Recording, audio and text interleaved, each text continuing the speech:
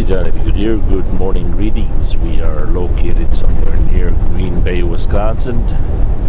The local time here is 10:23. Today is Sunday. Happy Sunday, everyone. November 13, 2016. We are down to 42 miles to Sheboygan, Wisconsin, which is about 47 minutes. We have 1 hour and 58 minutes before we need to take a 30-minute break. First and foremost, I'd like to say hello and greetings to JP the Goose of Skokie, Illinois. Also, one of you asked me about how a recap works. Somebody asked me what do I mean when I say I gain 5 hours or 10 hours after midnight. First and foremost, I'm allowed 70 hours a week. Put that in your bank account of hours, okay? Now you're allowed a 14-hour day. Basically, you can consume 14 hours of your 70, and then 11 hours of that is for driving. But you had to accomplish your 11 hours of driving within the 14-hour period. How many hours can you drive in a day? Well, as long as you show a 10-hour break, you can keep driving. It doesn't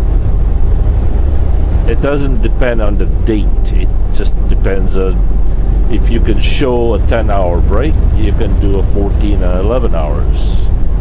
But once your 70 hours is low, for example, your 70 hours is only down to 9 hours. Obviously, you can't do a 14 hours and 11 hours. You can do a 14-hour period, but since your 70 hours in the bank is only 9 hours, so you can only use 9 hours for that day. But whatever you used up 8 days ago will be the available hours after midnight. So let's just say you have 9 hours on your 70, but at midnight you're gonna gain 5 hours. So now you literally have 14 hours available for that work session.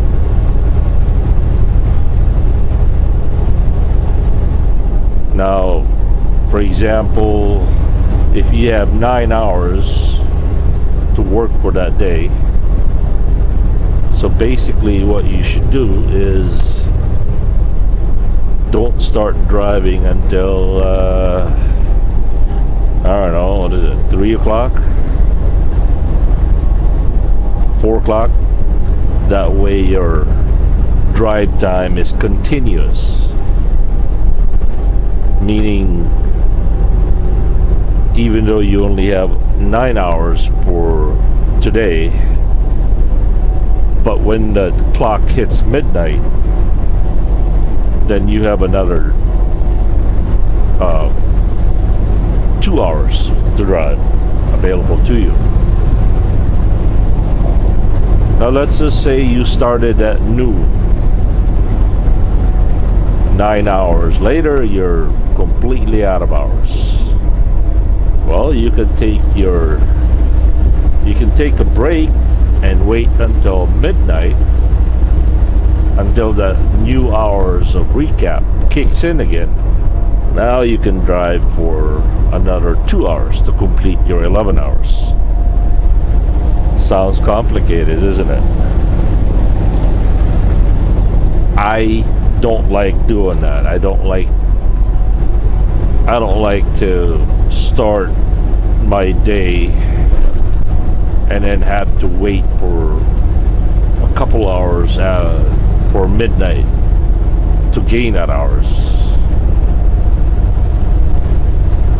Let's just say I only have 5 hours that day. So what I'll do is I won't start my clock until 7 o'clock. That way, from 7 to midnight, that's 5 hours. And then, for some reason, your recap, you're gonna gain 9 hours. So now you can drive for 6 more hours. Remember, whatever you use today is going to be the available hours to you 8 days from now. Now, if you sit for a 34-hour period solid without any interruptions, all those recaps no longer applies, because now you will be given a full 70 hours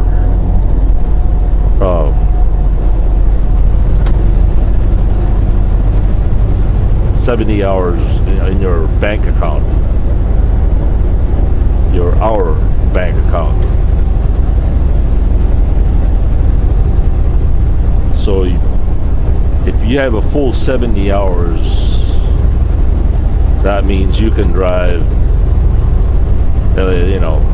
you can drive 11 hours and accomplish it in 14 hours every day for the next, 5 days, I think it is. 5-6 days.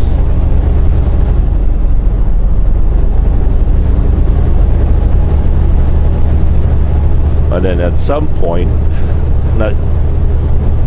to use your hours, to use 11 hours of driving in a 14-hour day, every day, is pretty hard to accomplish. I mean, there's not enough freight out there, or not enough distance to use that every day. Although there are, it's not impossible, but most people never get to use the 11 hours or 14-hour day.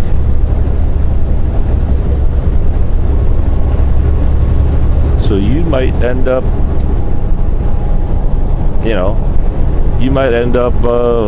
just at the end of the week, you might have still 20-30 hours.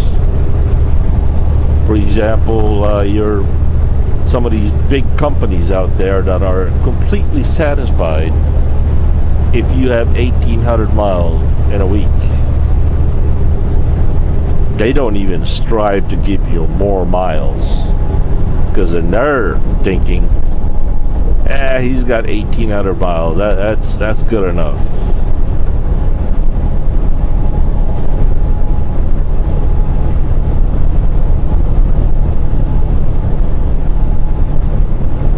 Yeah, it's very complicated. And the worst part about it is they can't seem to keep the existing law longer for anyone to truly understand it before somebody else gets the itch to change it again. It's kind of like changing your phone number. Now you're just kind of getting hang of rememorizing your phone number. Now you got to change it again.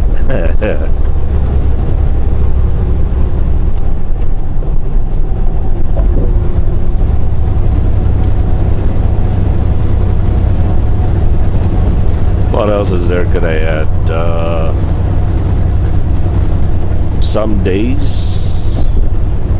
Some days I've only been able to use 3 hours, even though I had complete 70 hour in my bank account.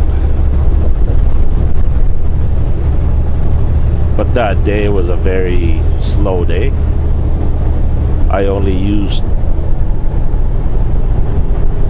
3 hours for that day. But the day after that, for the next 7 days, is completely busy. I mean, maxing out my available hours. Well, guess what? 8 days later, you know how many hours I will have? 3 hours.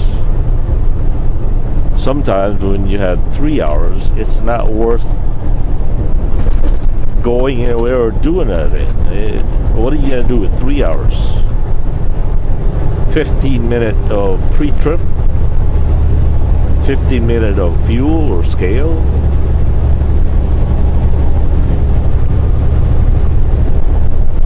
Believe it or not, some dispatchers out there will squeeze all that hours, and instead of, yeah, I should really do a reset right now. It would be more beneficial to do a reset than to do something. Well, for example, there's a load that somebody missed to pick up 10 miles from here. It doesn't necessarily benefit you, but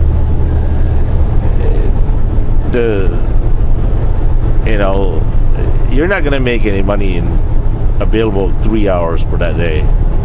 But for the company, somebody has to go and pick up that load. So instead of you doing a 34-hour reset, you have to break your, now you got to break your brake. And so there goes your reset.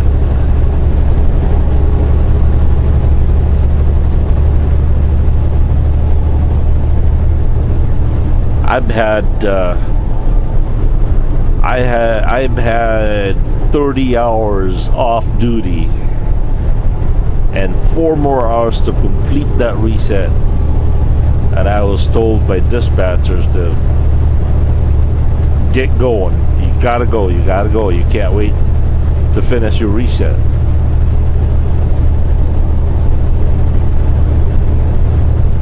And then so now you suffer the consequences for the next 8 days or whatever.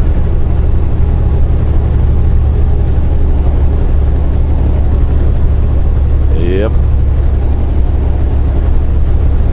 Oh, by the way, I was able to stop at the at Hardee's, pick up my blanket, pick up my jacket, drop off the paycheck, say hello to Mama and AJ. I was there for less than 5 minutes, and here we are. So it hurt. I really wanted to spend more time with them, but it is what it is, right? Anyway, once again, happy Sunday. This is the day that the Lord has made. Give Him the honor and praise, and worship Him, give Him thanks. He truly deserves it.